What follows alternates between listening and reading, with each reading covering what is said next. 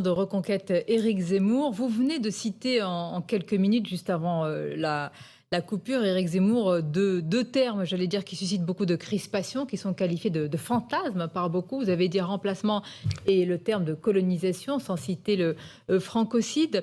Je vous parle de ça parce qu'un député écologiste, Benjamin Lucas, propose une taxe anti-Zemmour. Autrement dit, à chaque fois que vous allez prononcer des propos qui peuvent tomber sous le coup de la loi, eh bien, ce sont les médias, autrement dit aussi les incarnations, nous-mêmes, qui vont payer cette taxe si vos propos, évidemment, tombent sous le coup de la loi et que vous êtes condamné. Vous avez déjà été. Écoutez, cette histoire ne va que dans toujours plus de sens, de censure, de privation de liberté au nom de discours de haine. Il faut rappeler les choses. En 2 mots, j'ai été condamné il y a 10 ans pour avoir dit que la plupart des trafiquants de drogue étaient arabes et noirs.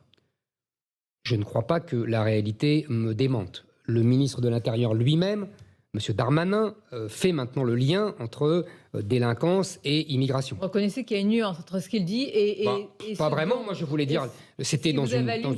Non, c'est pas vrai, il n'y a pas de différence. Je voulais dire que il y avait un lien direct entre l'immigration et la délinquance, qu'on appelle la délinquance. Encore une fois, moi je ne veux plus appeler de délinquance. J'ai vu la semaine dernière un grand article dans Le Monde, le journal Le Monde, qui reconnaît que tous les trafiquants de crack, ou en tout cas la plupart des trafiquants de crack, sont sénégalais. Quand j'avais dit ça, j'étais à l'époque chroniqueur sur CNews, j'avais été encore attaqué. Encore, même l'ambassade du Sénégal s'était plainte. Aujourd'hui, qui se plaint? Ce que je veux dire par là, c'est que je dis avant, simplement, le réel, je décris le réel avant les autres. Et qu'après, on me donne raison. Alors, entre-temps, évidemment, je suis condamné, etc. Je vous rappelle d'ailleurs que cette condamnation est restée parce que j'ai refusé de faire appel. Parce que je ne voulais pas à l'époque, mais je n'ai rien pu faire, que la justice se mêle des combats politiques. Je trouve que ce n'est pas normal. Mais passons sur cette question-là. Vous voyez, moi, je continuerai à dire le réel parce que le réel me donne raison. Et que nous sommes effectivement dans une situation gravissime. Notre pays est en danger et nous vivons le passage d'une civilisation vers une autre. Ça nous amène à l'école. Et la réalité, est-ce que vous la noircissez ou est-ce qu'elle est telle que vous la décrivez? Vous avez publié une tribune avant-hier expliquant que l'école est désormais un enjeu civilisationnel et qu'elle est soumise au wokisme, à l'idéologie du wokisme. Vous ne croyez pas que les enseignants soient les premiers adversaires justement de cette idéologie, qui sont des remparts, des garde-fous aujourd'hui? Ça dépend. De quoi? Ça dépend des enseignants. Il y a beaucoup d'enseignants qui, vous avez raison, ont une vision traditionnelle de leur métier, je dis ça en termes glorieux, qui veulent transmettre leur savoir, qu'ils aiment leur matière et qu'ils sont d'ailleurs prisonniers d'une idéologie pédagogiste qui les en empêche. Et puis, il y a pas mal de professeurs qui ont basculé vers l'extrême gauche, vers la France insoumise.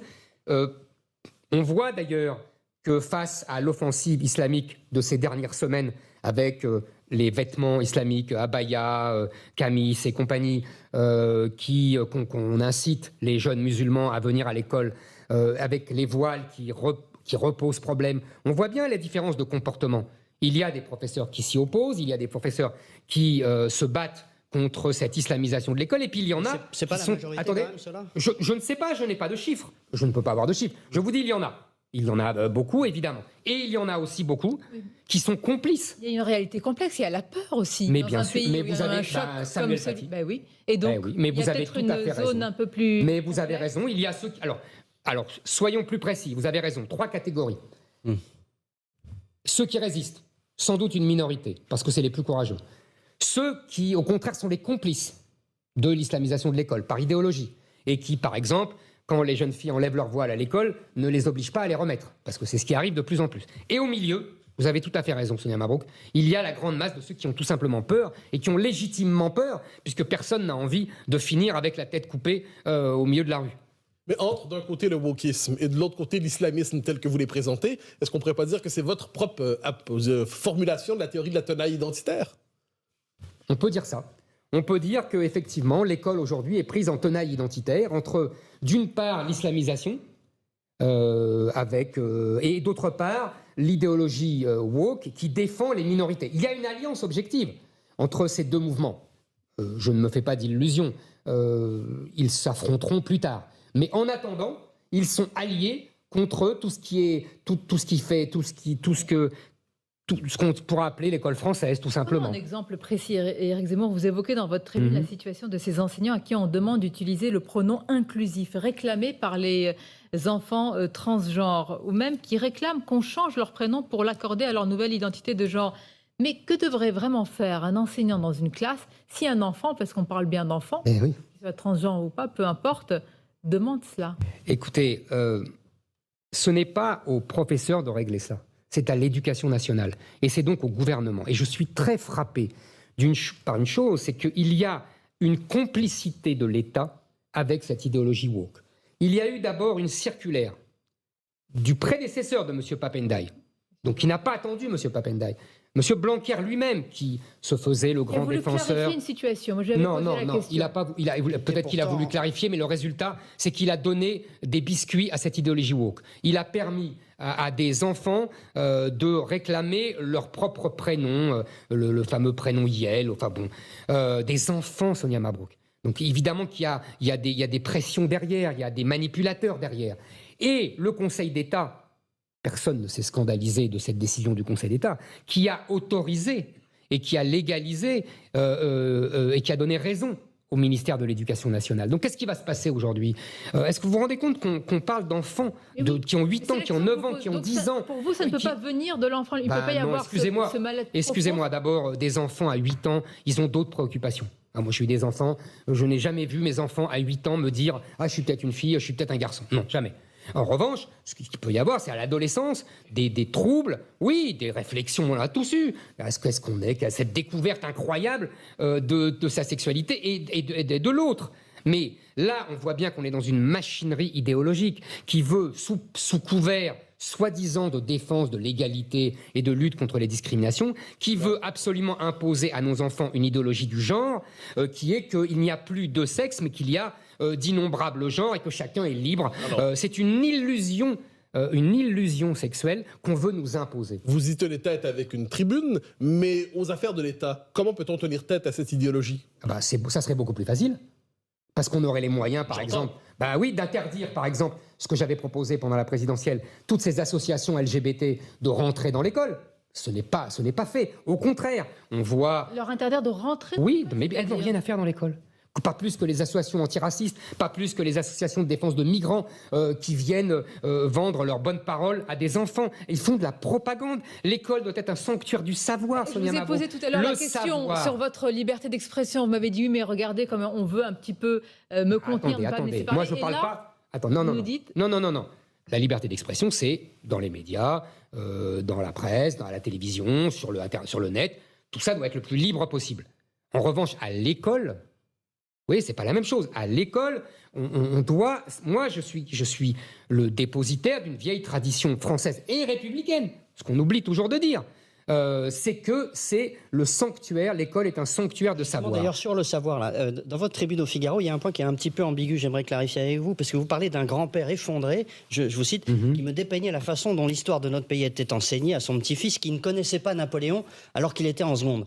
Alors, évidemment, Napoléon est au programme. Oui. Donc, je peux vous dire que le petit-fils n'a rien c'est très simple. J'ai beaucoup de... c'est l'enseignant qui j'ai fait un résumé de témoignages. Mais donc, ce que je vais vous dire en fait, c'est qu'il y a des professeurs. Il y a des professeurs qui refusent d'enseigner Napoléon. Pas du tout. Il y a des professeurs qui découvrent quand les élèves en seconde qui ne connaissent pas Napoléon. Et il n'y a pas que ça. Je veux dire, vous sous-estimez, mais comme moi d'ailleurs, on est tous d'une autre génération, mais vous sous-estimez l'abîme d'ignorance qui s'est répandue dans l'école française. D'ailleurs, on le voit aux classements internationaux. On est devenu nul. On est au niveau de la Bulgarie. Dans les pays de l'OCDE, on est 23e sur 27. Mais est-ce que vous vous rendez compte en français comme en mathématiques, on est devenu nul. Il faut en prendre conscience. Il y avait de bonnes et de belles choses, mais je crois que vous allez m'opposer sûrement un argumentaire. Je veux dire qu'il y a quand même un prix Nobel. Un prix Nobel français? Oui. Mais vous voulez dire de littérature? Bien sûr. Oula. Oui. Et de physique. De physique. Alors là, je ne me permettrai pas de juger. Ce physicien est sûrement Nous parlions très brillant. De savoir d'écriture, de pour la langage. littérature, Annie Ernaux. Je ne suis pas... Moi, j'ai lu Annie Ernaux. dans ma jeunesse, j'ai lu La Place. Oui. J'ai lu La Place dans les années 80, je me souviens très bien.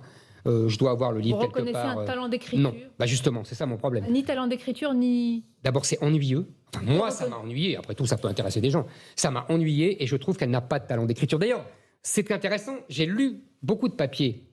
Même les turiféraires d'Annie Ernaux reconnaissent que son style est plat et ennuyeux. Mais ils en font une espèce de titre de gloire. Ils disent « mais c'est fait exprès, c'est contenu, c'est une prose contenue, etc. » Moi, je me méfie quand on commence à dire... Il y a aussi féministe, néo-féministe. Et comment expliquer ce prix Nobel alors?